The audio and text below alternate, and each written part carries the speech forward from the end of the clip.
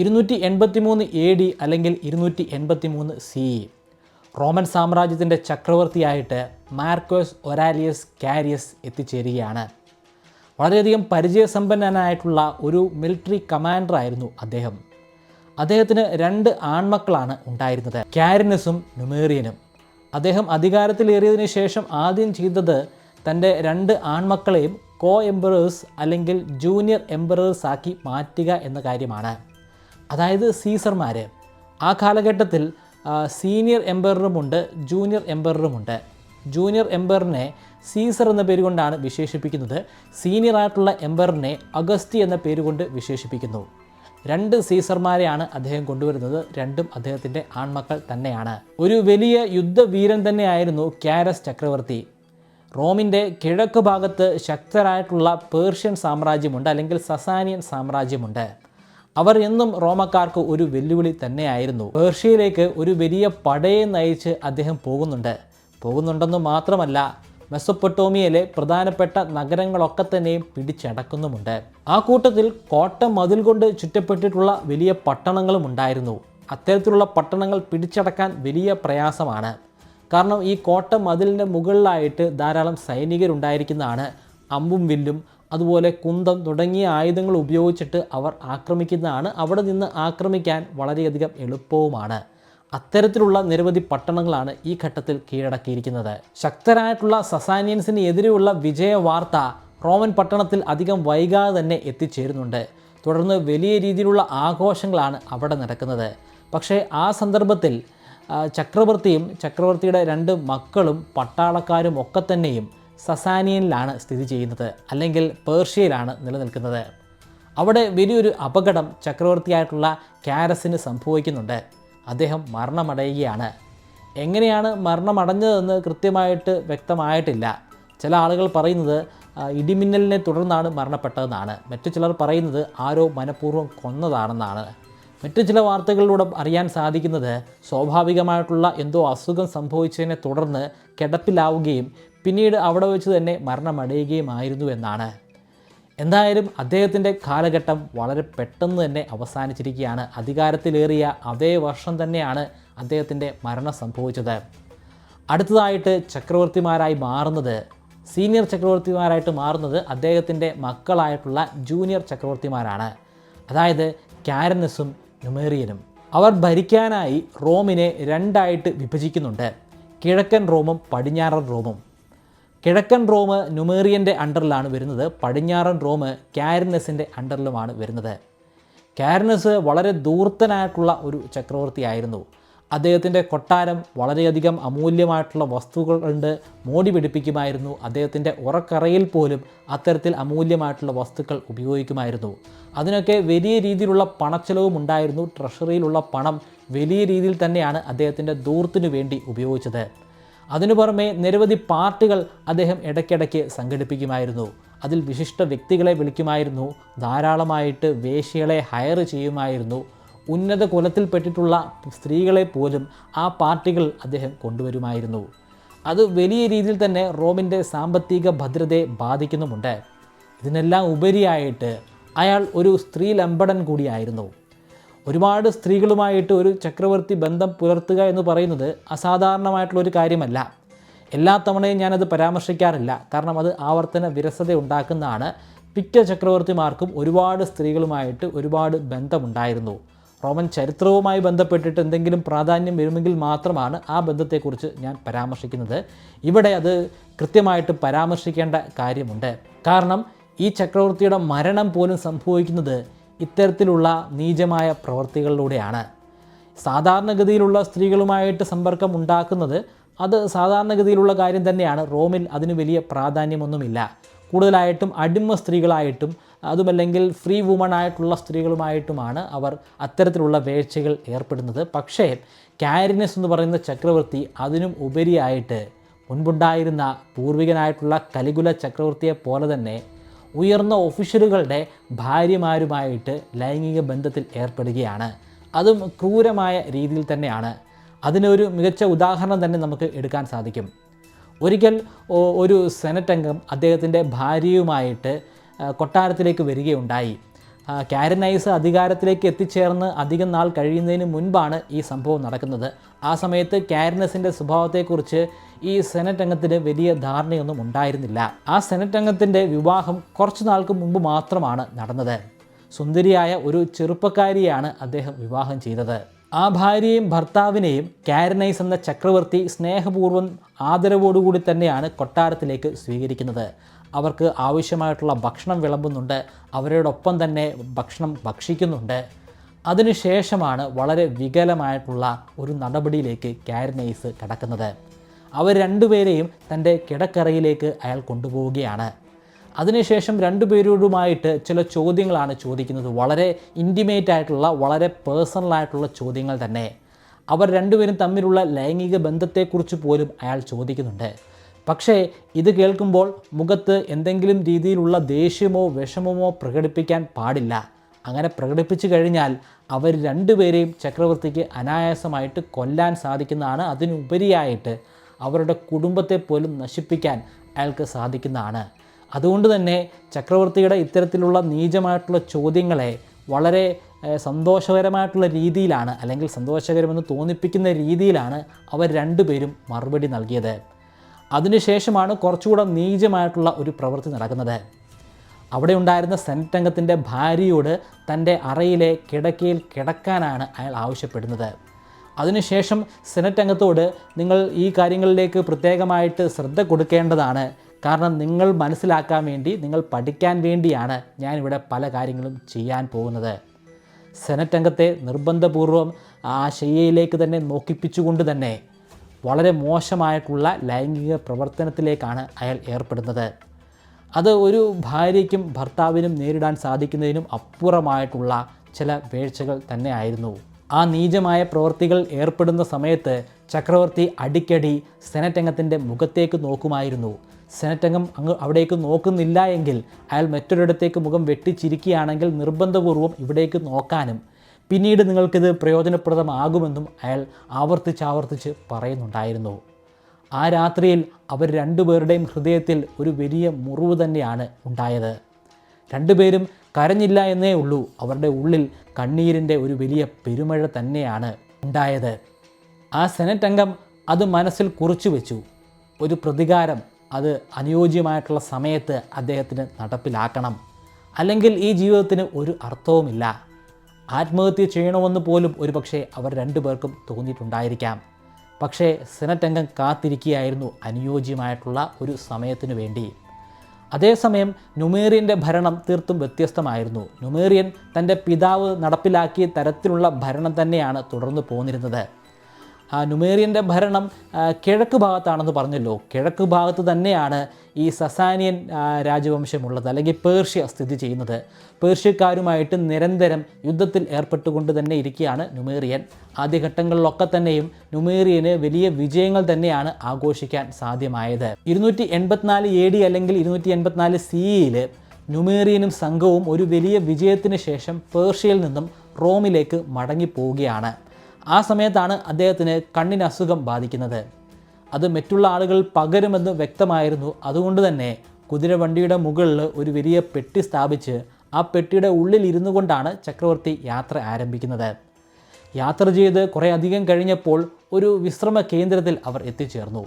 അവിടെ അല്പനേരം വിശ്രമിച്ചതിന് ശേഷം മാത്രം റോമിലേക്ക് മടങ്ങി പോകാമെന്ന് തീരുമാനിക്കുകയായിരുന്നു. ആ ലീജിയനിലെ അല്ലെങ്കിൽ ആ മിലിറ്ററി ട്രൂപ്പിലെ വളരെ പ്രാധാന്യം അർഹിക്കുന്ന ഒരു ജനറലാണ് ഡയക്ലീഷ്യൻ അവിടെ ഒരു ടെൻറ്റ് കെട്ടി താമസിക്കുന്നതിനെക്കുറിച്ച് ചക്രവർത്തിയോട് സംസാരിക്കാനായിട്ട് പെട്ടി തുറന്നപ്പോഴാണ് അദ്ദേഹം ഞെട്ടിപ്പോയത്. പെട്ടിക്കുള്ളിൽ ഇപ്പോൾ ജീവനോടെയുള്ള ചക്രവർത്തിയല്ല കാണാൻ സാധിക്കുന്നത്, മരണമടഞ്ഞ ന്യൂമേർഷ്യനെയാണ്. പട്ടാളക്കാരെല്ലാം ഭയന്നുപോയി. ഡയക്ലീഷ്യൻ്റെ മനസ്സിലേക്ക് പെട്ടെന്ന് വന്ന പേര് പ്രൊട്ടേറിയൻ പെർഫെക്റ്റിൻ്റെ പേരായിരുന്നു. അതായത് പ്രൊട്ടേറിയൻ ഗാർഡിൻ്റെ തലവൻ്റെ പേരായിരുന്നു.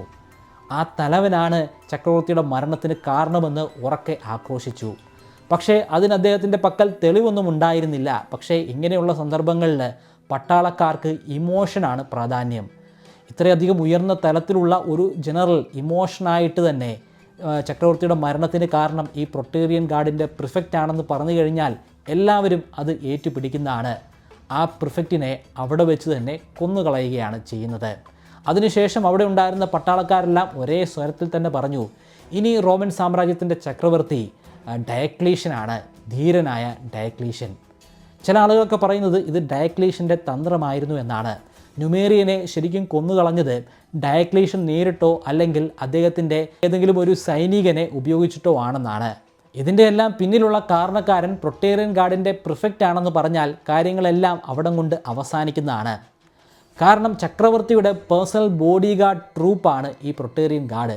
അതിൻ്റെ തലവനാണ് ചക്രവർത്തിയുടെ ആയുസ്സിനു മേൽ അധികാരമുള്ളത്, അല്ലെങ്കിൽ ആ ആയുസ് നിലനിർത്താനുള്ള അധികാരമുള്ളത്. അയാളാണ് ആദ്യ അന്വേഷണങ്ങൾ നടത്തുക. അയാളുടെ ഉത്തരവാദിത്തമാണ് യഥാർത്ഥ പ്രതിയെ കണ്ടെത്തി കൊല്ലുക എന്നുള്ളത്. പക്ഷേ തുടക്കത്തിൽ തന്നെ ജനറൽ ഡയക്ലീഷ്യൻ പറഞ്ഞിരിക്കുകയാണ് ഈ പ്രൊട്ടേറിയൻ പ്രിഫെക്റ്റാണ് ഇതിന് പിന്നിലുള്ള കാരണക്കാരനെന്ന്. അവിടെ ഈ പ്രിഫെക്റ്റിന് ഉത്തരം മുട്ടിപ്പോകും. അയാൾക്ക് പിന്നീട് അന്വേഷണം നടത്താനുള്ള ഒരു അവകാശം തന്നെ ഇല്ലാതെയായി പോകുന്നതാണ്. നിമിഷങ്ങൾക്കുള്ളിൽ തന്നെ ആ പ്രിഫെക്റ്റിനെ കൊന്നുകളയുകയും ചെയ്തു. അതുകൊണ്ടുള്ള ഒരു അനുമാനം മാത്രമാണ് ഡയക്ലീഷ്യനാണ് ഈ കൊലപാതകത്തിന് പിന്നിലുള്ളതെന്ന്. അതിനെക്കുറിച്ചുള്ള കൂടുതൽ വ്യക്തത നമുക്ക് ലഭ്യമല്ല. എന്തായാലും ഡയക്ലീഷ്യൻ അധികാരം ഏറ്റെടുക്കുകയാണ്. റോമിൻ്റെ പൂർണ്ണമായിട്ടുള്ള അധികാരം ഇപ്പോൾ അയാൾക്ക് ലഭ്യമാകുന്നില്ല. കാരണം പടിഞ്ഞാറ് ഭാഗം ഇപ്പോൾ ഭരിക്കുന്നത് കാരിനസ് ആണ്. ജനറൽ ഡയക്ലീഷ്യൻ്റെ ഭാഗത്തു നിന്നും ഒട്ടും വൈകാതെ തന്നെ ഉത്തരവ് മുഴങ്ങിക്കേട്ടു. എല്ലാവരും അവിടേക്ക് തന്നെ യാത്ര പുറപ്പെടുകയാണ്. അതേസമയം കാരിനസ് അത്ര ശക്തനായിട്ടുള്ള ഒരു ചക്രവർത്തി അല്ല ഇപ്പോൾ. ശരിക്കും പറഞ്ഞാൽ നല്ല ലീഡർഷിപ്പുള്ള ഒരു ചക്രവർത്തി തന്നെയാണ്. പക്ഷേ അയാളുടെ ഭാഗത്തു നിന്നും ഉണ്ടായിട്ടുള്ള നിരവധി പ്രശ്നങ്ങളുണ്ട്. അയാൾ ഒരുപാട് സെനറ്റ് അംഗങ്ങളുടെയും മിലിറ്ററി ഓഫീസർമാരുടെയും ഒക്കെ ഭാര്യമാരെ ലൈംഗികമായിട്ട് ചൂഷണം ചെയ്തിട്ടുണ്ട്. ആ ഓഫീസർമാരൊക്കെ തന്നെയും ചക്രവർത്തിയോട് സ്നേഹപൂർവ്വം തന്നെയാണ് സംസാരിക്കുന്നത്. പക്ഷേ അവരുടെ എല്ലാം ഉള്ളിൻ്റെ ഉള്ളിൽ ഒരു വലിയ പക തന്നെ പുകഞ്ഞുകൊണ്ടിരിക്കുകയായിരുന്നു. ആ സമയത്താണ് ഡയക്ലീഷ്യനുമായിട്ടുള്ള യുദ്ധം സംഭവിക്കുന്നത്. ആ രണ്ട് പടകൾ പരസ്പരം ഏറ്റുമുട്ടുക തന്നെ ചെയ്തു. യുദ്ധത്തിൻ്റെ ആദ്യ ഘട്ടങ്ങളിലൊക്കെ തന്നെയും കാരിനൈസിന് തന്നെയായിരുന്നു മുന്നേറ്റം. ഡയക്ലീഷ്യന് തോൽക്കുമെന്നുള്ള ഒരു തോന്നൽ പോലും ഉണ്ടായ ഒരു ഘട്ടമായിരുന്നു. പക്ഷേ ആ സമയത്ത് നമ്മൾ മുൻപ് പറഞ്ഞ സെനറ്റ് ഓഫീസറിൻ്റെ ഒരു ഇടപെടൽ സംഭവിക്കുന്നുണ്ട്. ഭാര്യയെ തൻ്റെ മുൻപിൽ വെച്ച് തന്നെ പീഡിപ്പിച്ച ചക്രവർത്തിയോട് തീർക്കാൻ അയാളുടെ പക്കൽ ഒരു വലിയ പക തന്നെയുണ്ട്. അയാൾ ആ പക അവിടെ വെച്ച് തന്നെ തീർക്കുകയാണ്. കാരിനസിൻ്റെ സൈന്യമെല്ലാം ഒരുപോലെ തന്നെ ജനറൽ ഡയക്ലീഷ്യനെ ആക്രമിക്കുന്ന സമയത്ത് ഈ സെനറ്റ് അംഗത്തിൻ്റെ കീഴിലുണ്ടായിരുന്ന ട്രൂപ്പുമായിട്ട് ചക്രവർത്തിയെ ആക്രമിക്കാൻ വേണ്ടിയിട്ടാണ് ആ സെനറ്റ് ഓഫീസർ തീരുമാനിക്കുന്നത്. അങ്ങനെ കാരിനസിൻ്റെ പടകൾ തമ്മിൽ പരസ്പരം ഏറ്റുമുട്ടലായി. ഡയക്ലീഷ്യൻ ഇത് വലിയൊരു അത്ഭുതമായിട്ടാണ് തോന്നിയത്. തന്നെ ആക്രമിക്കുന്നതിന് പകരം അവർ പരസ്പരം ഏറ്റുമുട്ടുകയാണ്. അതും താൻ തോൽവിയുടെ വക്കത്ത് നിൽക്കുന്ന ഈ ഘട്ടത്തിൽ തന്നെ. എന്തായാലും അധികം സമയം കഴിയുന്നതിന് മുൻപ് തന്നെ കാരിനസ് അവിടെ മരണമടയുകയാണ്. റോമൻ സാമ്രാജ്യത്തിൻ്റെ മൊത്തത്തിലുള്ള ചക്രവർത്തിയായിട്ട് ഡയക്ലീഷ്യൻ മാറുകയാണ്. 285 സിയിൽ നടന്ന ഈ യുദ്ധം ബാറ്റിൽ ഓഫ് മാർഗസ് റിവർ എന്ന പേരിലാണ് അറിയപ്പെടുന്നത്. ഇങ്ങനെയൊക്കെയാണ് കാര്യങ്ങൾ മുന്നോട്ട് പോയതെങ്കിലും ഡയക്ലീഷ്യൻ ഒരു മികച്ച ചക്രവർത്തി തന്നെയായിരുന്നു. തുടർന്നുള്ള 8 വർഷക്കാലം അയാൾ ഒറ്റയ്ക്കാണ് രാജ്യം ഭരിച്ചത്. പക്ഷേ അതിനുശേഷം എല്ലാവരെയും അത്ഭുതപ്പെടുത്തിക്കൊണ്ട് 293 സിയിൽ തൻ്റെ രാജ്യത്തെ 4 മുറിച്ച് മാറ്റുകയാണ് ഡയക്ലീഷ്യൻ. പൂർണ്ണമായിട്ടും മുറിച്ച് സെപ്പറേറ്റ് രാജ്യങ്ങളാക്കി മാറ്റുകയല്ല, 4 പ്രൊവിൻസായിട്ട് മാറ്റുകയാണ്. ഓരോ പ്രൊവിൻസിനും ഓരോ കോ എംപേഴ്സിനെ അപ്പോയിൻറ്റ് ചെയ്യുകയാണ്. ഒരു പ്രൊവിൻസ് ഭരിക്കുന്നത് അദ്ദേഹം തന്നെയാണ്. അതിനു പുറമെ വേറെ 3 ചക്രവർത്തിമാരെ കൂടി അദ്ദേഹം നോമിനേറ്റ് ചെയ്യുന്നുണ്ട്. ഒന്ന് മാക്സീമിയനാണ്, മറ്റൊന്ന് കോൺസ്റ്റന്റിയസ് ക്ലോറസ്, മൂന്നാമത്തെ ആൾ ഗലേറിയസ്. ആ കാലഘട്ടത്തിൽ ഒറ്റയ്ക്ക് റോമൻ സാമ്രാജ്യം പോലെയുള്ള ഒരു വലിയ സാമ്രാജ്യം ഭരിക്കുക എന്ന് പറയുന്നത് പ്രയാസമുള്ള ഒരു കാര്യം തന്നെയാണ്. നന്നായിട്ട് ഭരിക്കണമെന്ന് ചിന്തിക്കുന്നവർക്ക് പ്രയാസമാണ്, അല്ലാത്തവർക്ക് അവരുടെ സുഖകരമായിട്ടുള്ള ജീവിതത്തെക്കുറിച്ച് മാത്രം ചിന്തിച്ചാൽ മതി. ഡയക്ലീഷ്യൻ ആദ്യത്തെ വിഭാഗത്തിൽപ്പെടുന്ന ആളാണ്. അയാൾക്ക് മികച്ച രീതിയിൽ റോമിനെ വാർത്തെടുക്കണമെന്നുള്ള ആഗ്രഹമുണ്ടായിരുന്നു. അതുകൊണ്ട് തന്നെയാണ് 4 ഡിവൈഡ് ചെയ്ത് ഏറ്റവും ഉചിതരായിട്ടുള്ള ആളുകൾക്ക് അധികാരം വെച്ചു കൊടുക്കുന്നത്. അതിനു പുറമെ വേറെയും നിരവധി അഴിച്ചുപണികൾ നടപ്പിലാക്കുന്നുണ്ട്. അഴിമതി ഇല്ലാതെയാക്കാനായിട്ടുള്ള ഒരുപാട് റിഫോർമേഷനുകൾ കൊണ്ടുവരുന്നുണ്ട്. കൃത്യമായിട്ടുള്ള അഡ്മിനിസ്ട്രേഷൻ നടപ്പിലാക്കാൻ വേണ്ടിയിട്ടുള്ള മാറ്റങ്ങൾ കൊണ്ടുവരുന്നുണ്ട്. അതിനു പുറമെ കൃത്യമായിട്ടൊരു സംഖ്യ ടാക്സായിട്ട് ഗവൺമെൻറ്റിന് കിട്ടുന്ന തരത്തിലുള്ള നടപടികളും സ്വീകരിക്കുന്നുണ്ട്.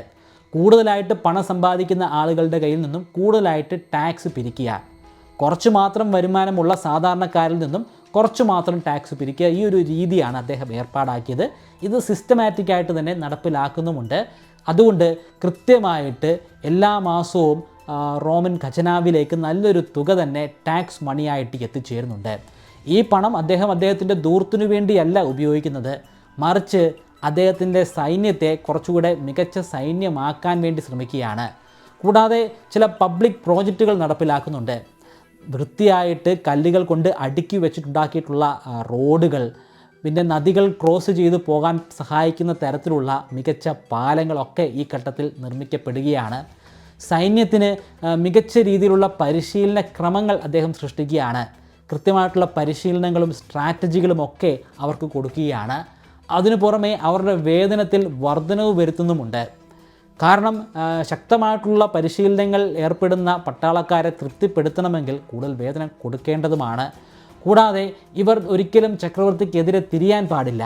അതിനുള്ള ഒരു കൈമടക്കെന്ന വണ്ണമാണ് കൂടുതലായിട്ട് ശമ്പളം അവർക്ക് കൊടുക്കുന്നത്. 301 CE ആയപ്പോൾ വലിയ രീതിയിലുള്ള ഒരു പണപ്പെരുപ്പമാണ് റോമിൽ ഉണ്ടായത്. എല്ലാ സാധനങ്ങൾക്കും അനിയന്ത്രിതമായിട്ടുള്ള വിലക്കയറ്റമാണ്. ആളുകൾ കയ്യിലുള്ള പണം കൊടുത്ത് സാധനങ്ങൾ വാങ്ങിക്കാൻ പറ്റാത്ത ഒരു സാഹചര്യമാണെന്ന് ചക്രവർത്തിക്ക് തന്നെ ബോധ്യമായി. അതിനെ തുടർന്ന് വളരെയധികം പ്രാധാന്യം അറിയിക്കുന്ന ഒരു ഫിനാൻഷ്യൽ റിഫോർമേഷൻ അദ്ദേഹം കൊണ്ടുവരികയാണ്. സാധനങ്ങൾക്കെല്ലാം ഒരു MRP അല്ലെങ്കിൽ മാക്സിമം റീറ്റെയിൽ പ്രൈസ് കൊണ്ടുവരികയാണ്. ഒരു കാരണവശാലും ആർക്കും അതിന് മുകളിലുള്ള ഒരു വില വാങ്ങിയിട്ട് ഒരു സാധനവും വിൽക്കാൻ സാധിക്കുന്നതല്ല. ഒരുപക്ഷെ MRP എന്ന് പറയുന്ന ഒരു കോൺസെപ്റ്റ് ആദ്യമായിട്ട് കൊണ്ടുവന്നത് ഈ ചക്രവർത്തി ആയിരിക്കാം. അല്ല അതിനു മുമ്പ് ആരെങ്കിലും ഇത്തരത്തിലുള്ള ഒരു റിഫോർമേഷൻ കൊണ്ടുവന്നിട്ടുണ്ടെന്ന് നിങ്ങൾക്ക് ബോധ്യമുണ്ടെങ്കിൽ ദയവായി അത് കമൻറ്റിലൊന്ന് രേഖപ്പെടുത്തുക. ഡയക്ലീഷ്യൻ ഇത്രയും മികച്ച ഒരു ചക്രവർത്തി ആണെങ്കിൽ പോലും അദ്ദേഹത്തിൻ്റെ ഭരണ കാലഘട്ടത്തിൽ വളരെ മോശമായിട്ടുള്ള ഒരു പ്രവൃത്തി സംഭവിക്കുന്നുണ്ട്. അത് മൈനോറിറ്റി ആയിട്ടുള്ള ക്രിസ്ത്യൻസിനെതിരെ നടപ്പിലാക്കിയ ചില നിയമങ്ങളായിരുന്നു. അവരിൽ നിന്ന് കൂടുതലായിട്ട് ടാക്സ് പിരിക്കാൻ തുടങ്ങി. ഇതിനു മുൻപ് തന്നെ ധാരാളമായിട്ട് ക്രിസ്ത്യൻ പ്രോസിക്യൂഷനുകൾ നടന്നിട്ടുണ്ട്. അതിനേക്കാൾ തീവ്രമായ രീതിയിൽ കൂടുതൽ ക്രിസ്ത്യാനികളെ കൊല്ലുന്നത് ഈ ഒരു കാലഘട്ടത്തിലാണ്. ക്രിസ്ത്യാനികൾ ഒരിക്കലും ക്രിസ്ത്യാനികളാകാൻ പാടില്ല. അവർ നിർബന്ധപൂർവം റോമൻ മതം സ്വീകരിക്കേണ്ടതാണ്. റോമൻ പേജനിസത്തെ ആരാധിക്കേണ്ടതാണ്. അങ്ങനെ ആരാധിക്കാതെ ക്രിസ്ത്യൻ മതവുമായിട്ട് മുന്നോട്ട് പോകുന്നവരെയൊക്കെ തെരഞ്ഞു പിടിച്ച് ഈ ചക്രവർത്തി ക്രൂരമായിട്ട് തന്നെ കൊല്ലുകയാണ്. 305 CE ഡയക്ലീഷ്യനും മാക്സിമിയൻ ചക്രവർത്തിയും ഒരു വലിയ ഓർഡർ ഇറക്കുകയാണ്. എല്ലാവരും ഞെട്ടലോടുകൂടി തന്നെയാണ് ആ ഓർഡർ കേട്ടറിഞ്ഞത്. രണ്ടുപേരും റിട്ടയർ ചെയ്യാൻ പോവുകയാണ്. അവർ രാജിവെക്കാൻ പോവുകയാണ് ചക്രവർത്തി സ്ഥാനത്ത് നിന്നും. റോമിൽ ഇന്നേ വരെ കേട്ടുകേൾവി പോലും ഇല്ലാത്ത ഒരു പ്രയോഗമായിരുന്നു റിട്ടയർമെൻറ്റ്. ചക്രവർത്തിമാർ അവരുടെ മരണം വരെയും ആ അധികാരത്തിൽ തുടർന്നു പോവുക, അതിൻ്റെ സുഖലോലുപതകളൊക്കെ തന്നെയും ആഘോഷിക്കുക, ഇത് സാധാരണഗതിയിൽ കടന്നു പോയിക്കൊണ്ടിരുന്ന ഒരു സാഹചര്യം തന്നെയായിരുന്നു. എന്നാൽ അതിന് ഒരു മാറ്റം സംഭവിച്ചിരിക്കുന്നു. ആദ്യമായിട്ട് റിട്ടയർ ചെയ്തിരിക്കുന്നു. ഈ 2024 തന്നെ നമ്മുടെ മുഖ്യമന്ത്രിയും മന്ത്രിയും MLA-മാരും പ്രധാനമന്ത്രിയും ഒക്കെ റിട്ടയർ ചെയ്തതായിട്ടുള്ള ഒരു കേട്ടുകേൾവി പോലുമില്ല. വളരെ വിരളമായിട്ട് മാത്രം ചില ആളുകൾ റിട്ടയർ ചെയ്ത് മാറി നിൽക്കാറുണ്ട്. അത്തരത്തിലുള്ള ആരെങ്കിലും നിങ്ങൾക്കറിയാമെങ്കിൽ അതുകൂടി കമൻറ്റിൽ രേഖപ്പെടുത്തുക. കൂടുതൽ ആളുകൾക്ക് അത് ഒരു പുതിയ അറിവായിട്ട് മാറുന്നതാണ്. എന്തായാലും ഡയക്ലീഷ്യൻ റിട്ടയർമെൻ്റ് എടുക്കുകയാണ്. റിട്ടയർമെൻറ്റിന് ശേഷം അദ്ദേഹം പോകുന്നത് ഇന്നത്തെ ക്രൊയേഷ്യ എന്ന് പറയുന്ന ആ ഭൂഭാഗത്തേക്കാണ്. അവിടെ അദ്ദേഹത്തിനൊരു കൊട്ടാരം ഉണ്ടായിരുന്നു. പിന്നീടുള്ള കാലം മുഴുവനും അദ്ദേഹം ആ കൊട്ടാരത്തിൽ തന്നെയാണ് തൻ്റെ റിട്ടയർമെൻറ്റ് ജീവിതം കഴിച്ചു കൂട്ടിയത്. അവിടെ അദ്ദേഹത്തിന് ധാരാളമായിട്ട് പൂന്തോട്ടങ്ങളുണ്ടായിരുന്നു. ആ പൂന്തോട്ടങ്ങളിൽ ആ പൂക്കളോടൊപ്പമായിരുന്നു അദ്ദേഹത്തിൻ്റെ തുടർന്നുള്ള ജീവിതം. അദ്ദേഹത്തിൻ്റെ മരണം സ്വാഭാവികമായിട്ടുള്ള ഒരു മരണമാണെന്ന് പറയുന്നവരുണ്ട്. അതുപോലെ അതൊരു ആത്മഹത്യയാണെന്ന് പറയുന്നവരുമുണ്ട്. അതിൽ ഒരു വ്യക്തത നമുക്ക് ലഭ്യമായിട്ടില്ല. അതേസമയം മാക്സിമിയൻ പോയത് സൗത്ത് ഇറ്റലിയുടെ ഭൂഭാഗത്തേക്കായിരുന്നു. തുടർന്നുള്ള കാലം അദ്ദേഹം അവിടെ തന്നെയാണ് കഴിച്ചുകൂട്ടിയത്. ഇപ്പോൾ റോമിൽ അവശേഷിക്കുന്നത് 2 ചക്രവർത്തിമാരാണ്. രണ്ടുപേരും ജൂനിയർ ചക്രവർത്തിമാരായിരുന്നു. അതായത് സീസർമാരാണ് ഈ രണ്ടുപേരും. പിരിഞ്ഞു പോയിട്ടുള്ള ആ 2 ചക്രവർത്തിമാർ അവർ സീനിയർ എംപറർമാരായിരുന്നു. അതായത് അഗസ്തി വിഭാഗത്തിൽപ്പെട്ട ചക്രവർത്തിമാരായിരുന്നു. അവശേഷിക്കുന്നത് ക്ലോറസും ഗലേറിയസുമാണ്. അവർ പുതിയതായിട്ട് 2 ജൂനിയർ എംപറേഴ്സിനെ, അതായത് 2 സീസർമാരെ അപ്പോയിൻമെൻറ്റ് ചെയ്യുന്നുണ്ട്. സെവറസും മാക്സിമൈനസ് ഡയയുമാണ് അവരുടെ പേര്. പക്ഷേ തൊട്ടടുത്ത വർഷമായ 306 CE ഒരു സീനിയർ ചക്രവർത്തിയായ ക്ലോറസ് മരണമടയുകയാണ്. അദ്ദേഹത്തിൻ്റെ മരണത്തിന് ശേഷം അദ്ദേഹത്തിൻ്റെ ട്രൂപ്പ് അദ്ദേഹത്തിൻ്റെ മകനായ കോൺസ്റ്റൻറ്റൈനെ അടുത്ത ചക്രവർത്തിയായിട്ട് ഉയർത്തി കാണിക്കുകയാണ്. പക്ഷേ ഈ സമയത്ത് റിട്ടയർ ചെയ്ത ഒരു ചക്രവർത്തിയായ മാക്സിമിയൻ്റെ മകൻ മുന്നോട്ട് വരുന്നുണ്ട്. മാക്സിമിൻഡസ് എന്നാണ് അദ്ദേഹത്തിൻ്റെ പേര്. അദ്ദേഹത്തിന് അടുത്ത ചക്രവർത്തിയാകണം. അദ്ദേഹത്തെ സപ്പോർട്ട് ചെയ്തുകൊണ്ട് ഒരുപാട് മിലിറ്ററി ഒഫീഷ്യലുകൾ മുന്നോട്ട് വരുന്നുണ്ട്. അവരുടെ പട്ടാള ട്രൂപ്പ് അല്ലെങ്കിൽ ലീജിയൻസ് ഈ മാക്സിമിൻഡസിൻ്റെ കീഴിൽ പ്രവർത്തിക്കാൻ തുടങ്ങി. അതിനെ തുടർന്ന് ഒരു സീരീസ് ഓഫ് സിവിൽ വാറുകൾ, നിരവധി യുദ്ധങ്ങൾ ആരംഭിക്കുകയാണ്. 6 വർഷമാണ് ഈ യുദ്ധം നീണ്ടുപോകുന്നത്. അതിനിടയിൽ വളരെ പ്രാധാന്യമർഹിക്കുന്ന ഒരു സംഭവം നടക്കുന്നുണ്ട്. അതിനെ ഒരു സംഭവമായിട്ടോ ഒരു കഥയായിട്ടോ നമുക്ക് എടുക്കാം. കോൺസ്റ്റൻറ്റൈന് ഒരു വെളിപാടുണ്ടാകുകയാണ്, അല്ലെങ്കിൽ അദ്ദേഹം ആകാശത്ത് ഒരു കാഴ്ച കാണുകയാണ്. വെളുത്ത നിറത്തിലുള്ള ഒരു കുരിശ് മുകളിലേക്ക് ഉയർന്നു പോകുന്നു. അതിനോടൊപ്പം തന്നെ 1-2 വാചകങ്ങളും ഉണ്ടായിരുന്നു. ഈ ചിഹ്നം നിങ്ങളുടെ ചിഹ്നമാക്കി മാറ്റിക്കഴിഞ്ഞാൽ റോമൻ പട്ടണത്തെ, റോമൻ സാമ്രാജ്യത്തെ നിങ്ങൾക്ക് കീഴ്പ്പെടുത്താൻ സാധ്യമാകും. അതിനുശേഷം കോൺസ്റ്റൻറ്റൈൻ ചക്രവർത്തി തൻ്റെ പട്ടാളക്കാർക്ക് ഒരു ഓർഡർ കൊടുത്തു. നിങ്ങളുടെ എല്ലാവരുടെയും യുദ്ധ ആയുധങ്ങളിലും അതുപോലെ പടച്ചട്ടകളിലുമൊക്കെ പെയിൻറ് കൊണ്ട് കുരിശിൻ്റെ രൂപം മറയ്ക്കുക.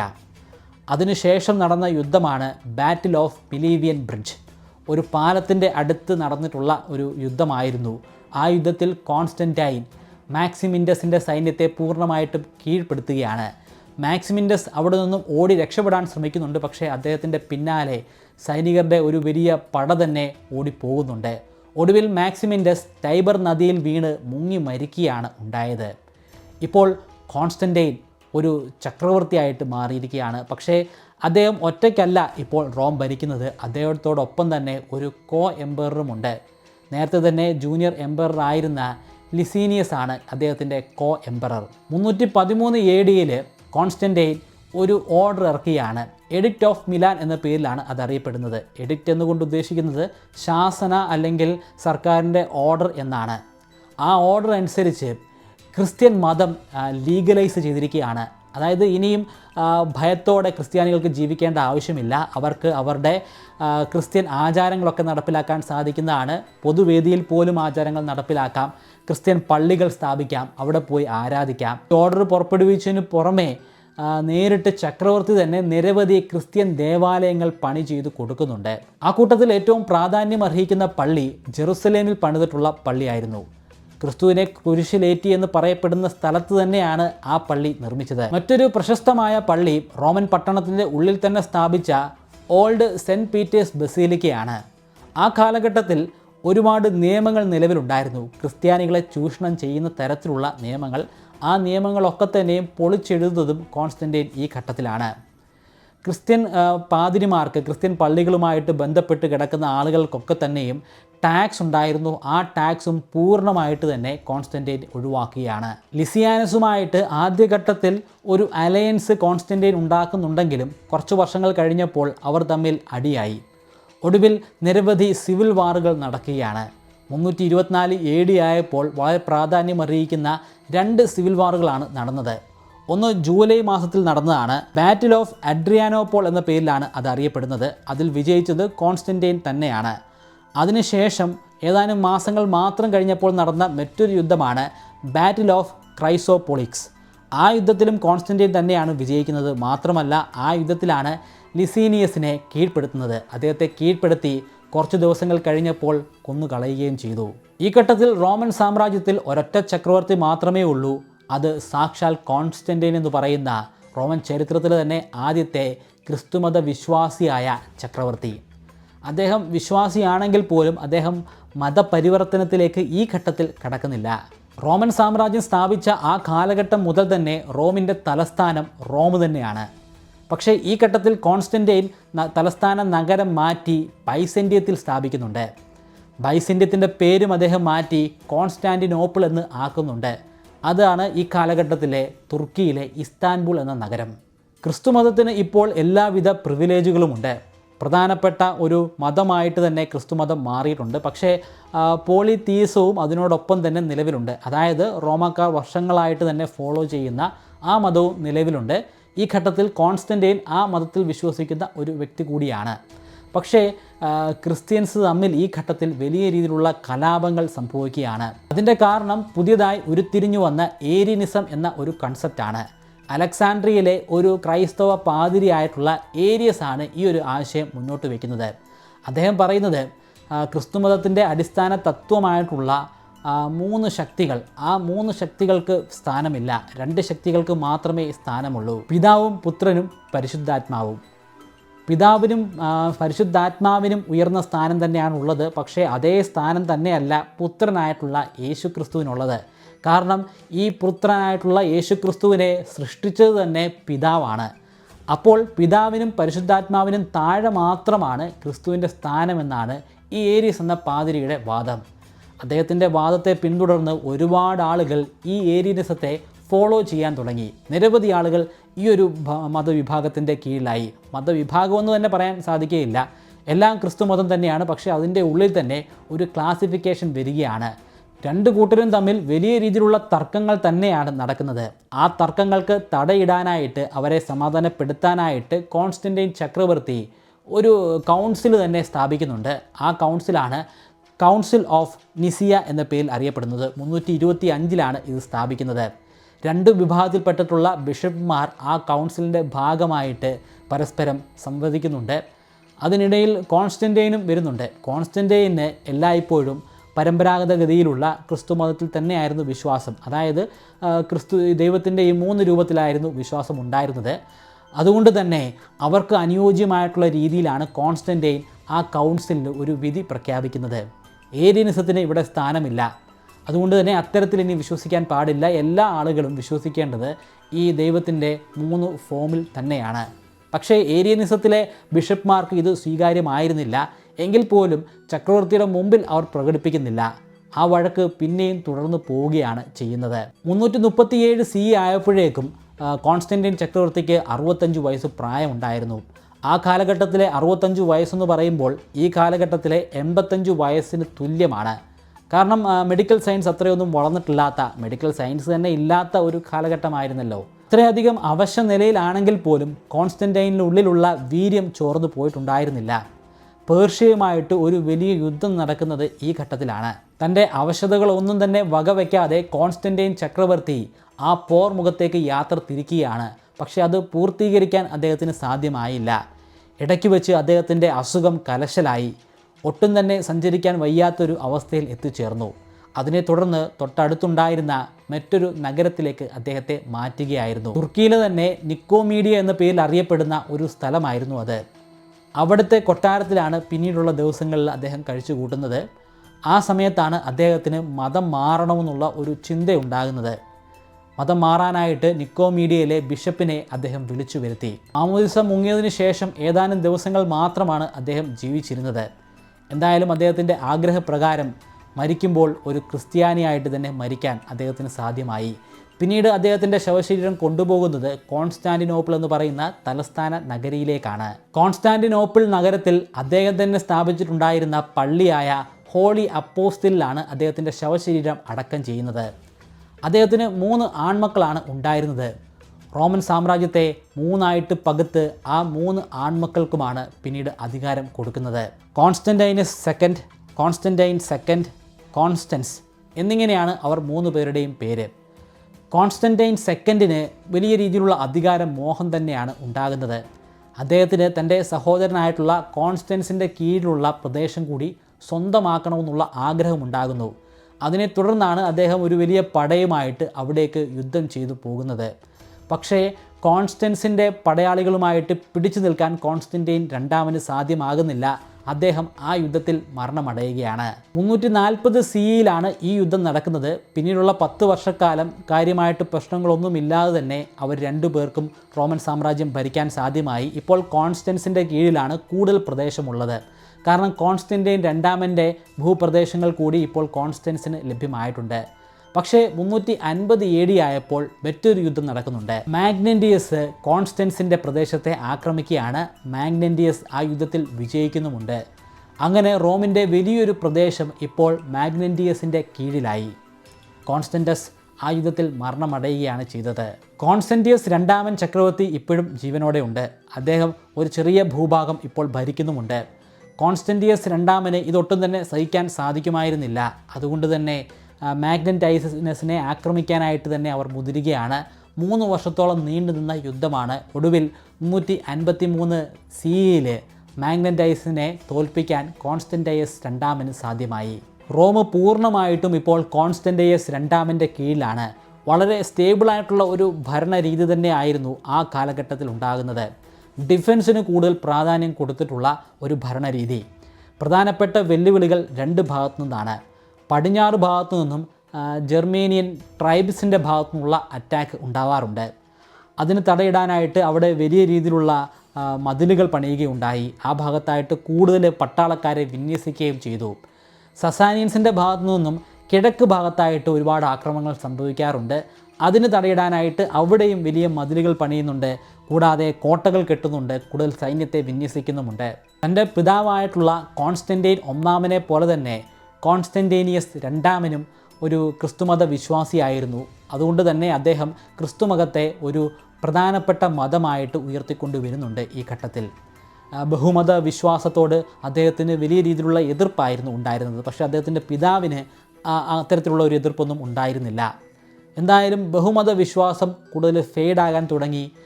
ക്രിസ്തുമത വിശ്വാസം കൂടുതൽ ഉയർന്നു വരാനും തുടങ്ങുന്നത് ഈ ഘട്ടത്തിലാണ്. പക്ഷേ അപ്പോഴും പള്ളികൾക്കിടയിൽ തമ്മിൽ വലിയ രീതിയിലുള്ള തർക്കങ്ങൾ ഉണ്ടായിരുന്നു. ഏരിയനിസം തന്നെയായിരുന്നു അവിടെ പ്രധാനപ്പെട്ട ഒരു വില്ലനായിട്ട് വരുന്നത്. കോൺസ്റ്റന്റൈനിയസ് രണ്ടാമന് ഏരിയനിസത്തോടായിരുന്നു താല്പര്യം. അതുകൊണ്ട് തന്നെ മെയിൻ സ്ട്രീം ക്രിസ്തുമതത്തിൽ വരുന്ന ആളുകളൊക്കെ തന്നെയും ഈ ഏരിയനിസത്തിലേക്ക് കൺവേർട്ട് ചെയ്യണം, അവരുടെ ആചാരങ്ങളെ അനുഷ്ഠിക്കേണ്ടതായിട്ടുണ്ട്. ഇത്തരത്തിലുള്ള ഓർഡറുകൾ അദ്ദേഹം പുറപ്പെടുവിക്കുന്നുണ്ട്.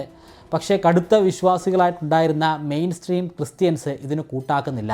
അങ്ങനെ കൂട്ടാക്കാത്ത ക്രിസ്ത്യാനികളെ തെരഞ്ഞു പിടിച്ച് കോൺസ്റ്റന്റീനിയസ് രണ്ടാമൻ കൊല്ലുന്നുണ്ട്.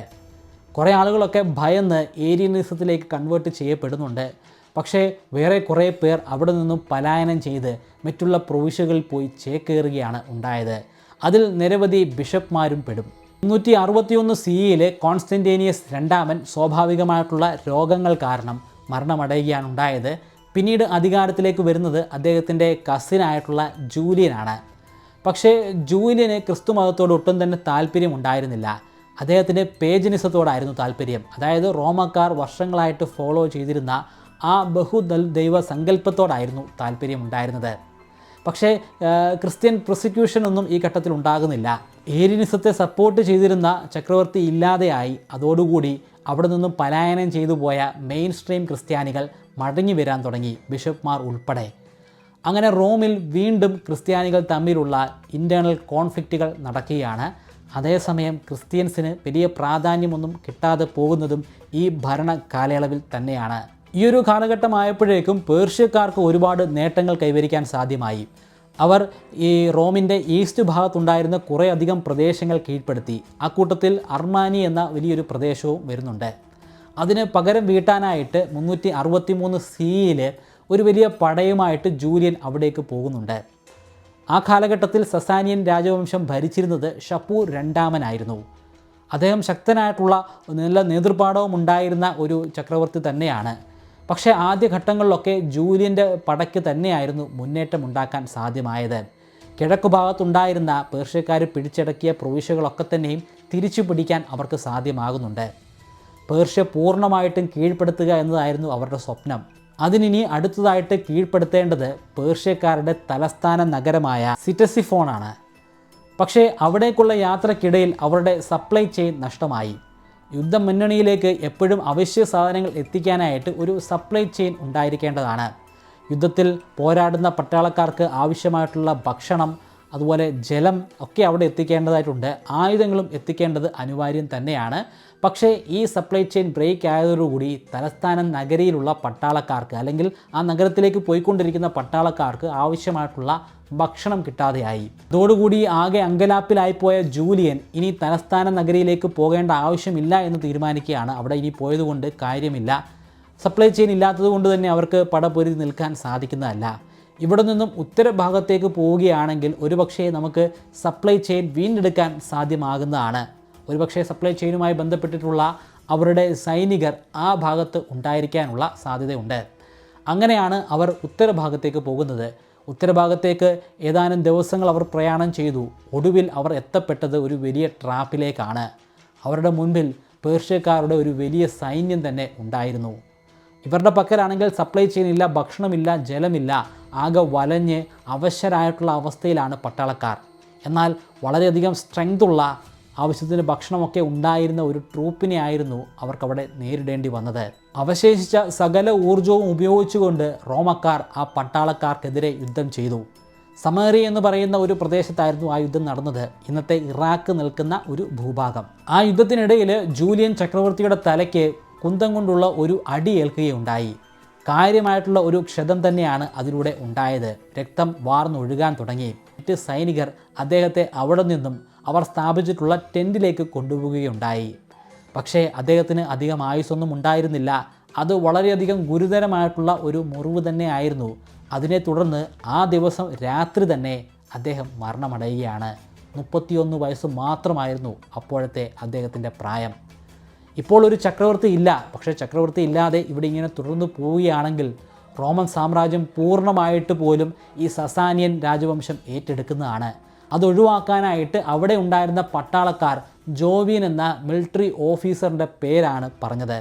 അങ്ങനെ ജോവിയൻ അടുത്ത ചക്രവർത്തിയായിട്ട് മാറുകയാണ്. പക്ഷേ അദ്ദേഹത്തിന് ചക്രവർത്തിയുടെ എല്ലാ സുഖങ്ങളും ആഘോഷിക്കണമെങ്കിൽ, അല്ലെങ്കിൽ ചക്രവർത്തിയായിട്ട് ഇനി തുടർന്ന് പോകണമെങ്കിൽ ഈ യുദ്ധം അവസാനിപ്പിക്കേണ്ടതായിട്ടുണ്ട്. കോൺസ്റ്റാന്റിനോപ്പിൾ നഗരത്തിലേക്ക് മടങ്ങി പോകേണ്ടതായിട്ടുണ്ട്. അതിന് ഇനിയും സന്ധിയല്ലാതെ മറ്റൊരു മാർഗവുമില്ല. അവർ സന്ധിയിൽ സൈൻ ചെയ്യുകയാണ്. അങ്ങനെ അവർക്ക് ഉണ്ടായിരുന്ന നിരവധി പ്രദേശങ്ങൾ സസാനിയൻ്റെ അല്ലെങ്കിൽ പേർഷ്യയുടെ ഭാഗമായിട്ട് മാറുകയാണ്. റോമക്കാരെ സംബന്ധിച്ചിടത്തോളം അർമേനിയ വളരെയധികം പ്രാധാന്യം അർഹിക്കുന്ന ഒരു പ്രദേശമാണ്. അർമേനിയ പോലും അവർക്ക് വിട്ടുകൊടുക്കേണ്ടി വന്നു. മെസൊപ്പൊട്ടേമിയയിൽ ഉണ്ടായിരുന്ന ഒരുപാട് ഫോർട്ട് സിറ്റികളുണ്ട്. കോട്ട മതിൽ കെട്ടി അടച്ചിട്ടുള്ള വലിയ പട്ടണങ്ങൾ. ആ പട്ടണങ്ങളും വിട്ടുകൊടുത്തു. അത് വിട്ടുകൊടുത്തു എന്ന് പറഞ്ഞാൽ അതിനിയും ഒരിക്കലും കിട്ടാൻ പോകുന്നില്ല എന്നാണ് അർത്ഥം. കോട്ട മതിലുകളുള്ള അത്രയും ശക്തമായിട്ടുള്ള പട്ടണങ്ങൾ വീണ്ടും തിരിച്ചു പിടിക്കാൻ വലിയ വില തന്നെ കൊടുക്കേണ്ടി വരും. എന്തായാലും അതെല്ലാം അവർക്ക് കൊടുത്തതിന് ശേഷം മടങ്ങി വരികയാണ് ചക്രവർത്തിയും മറ്റ് സൈനികരും. ജോവിയൻ ഒരു ക്രിസ്തുമത വിശ്വാസിയായിരുന്നു. അതുകൊണ്ട് കോൺസ്റ്റാന്റിനോപ്പിൾ എത്തിച്ചേർന്നതിന് ശേഷം അദ്ദേഹം ചെയ്തിട്ടുള്ള ആദ്യത്തെ നടപടി ക്രിസ്ത്യാനിറ്റിയെ പഴയ പ്രതാപത്തിലേക്ക് കൊണ്ടുവരിക എന്നതായിരുന്നു. വീണ്ടും ക്രിസ്തുമതം പ്രധാനപ്പെട്ട മതമായിട്ട് മാറുകയാണ്. പക്ഷേ ജോവിയന് അധികം ആയുസ്സൊന്നും ഉണ്ടായിരുന്നില്ല. 8 മാസം മാത്രമാണ് അദ്ദേഹം ഭരിച്ചത്. സ്വാഭാവികമായിട്ടുണ്ടായ ഒരു രോഗത്തെ തുടർന്ന് അദ്ദേഹം മരണമടയുകയായിരുന്നു. ഇവിടെ പല ചക്രവർത്തിമാരും ഇത്തരത്തിൽ രോഗം വന്നിട്ട് മരണമടയുന്നുണ്ട്.